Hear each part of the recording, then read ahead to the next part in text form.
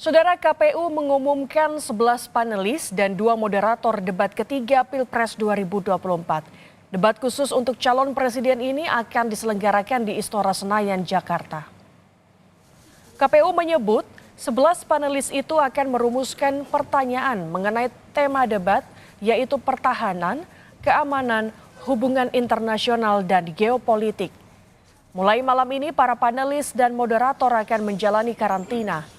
KPU menjelaskan format, alur, dan durasi waktu debat tidak akan mengalami perubahan sebagaimana debat kedua.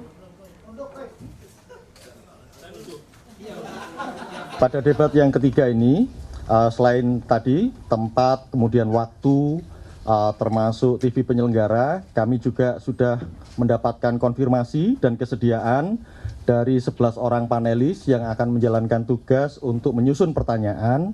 Dan hari ini tanggal 5 Januari, mulai malam ini sampai dengan tanggal 8 akan dilakukan karantina di tempat di Jakarta. Saudara, Litbang Kompas merilis hasil jajak pendapat jelang debat ketiga Pilpres 2024 secara acak terhadap 394 responden di 34 provinsi.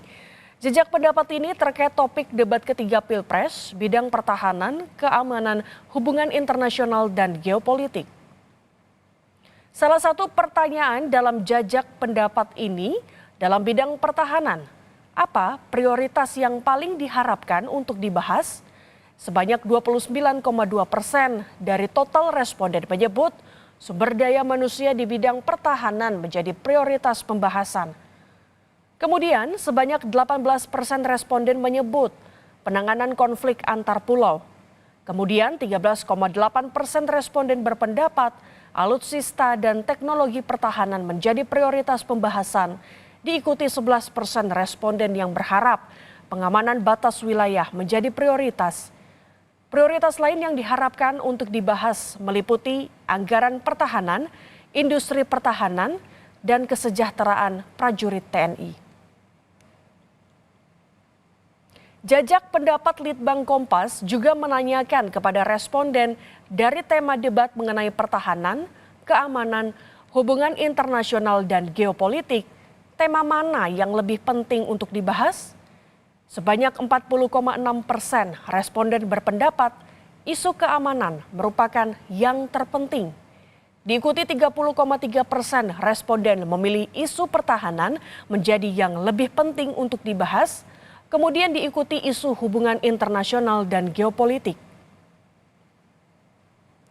Di dalam isu keamanan, sebanyak 33,1% responden menyoroti masalah kinerja polisi.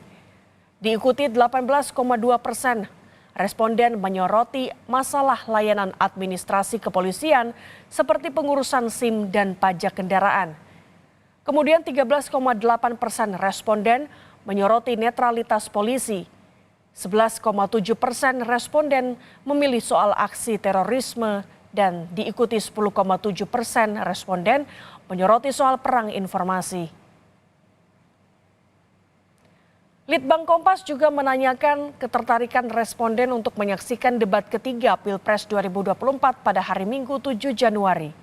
Sebanyak 46,8 responden mengaku tertarik dan ingin menonton.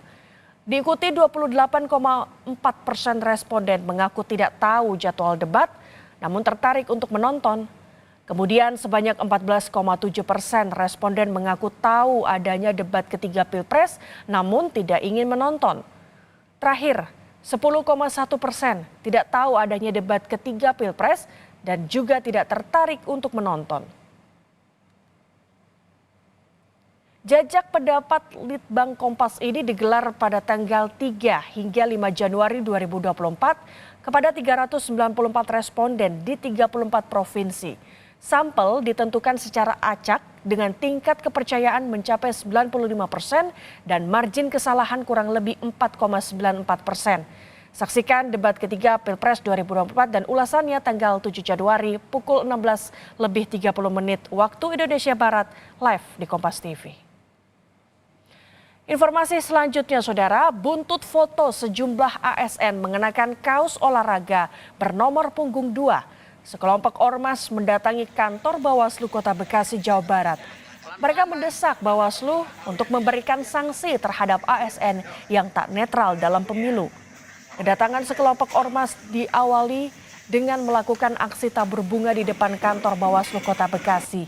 Mereka kemudian diajak berdialog dengan para komisioner Bawaslu.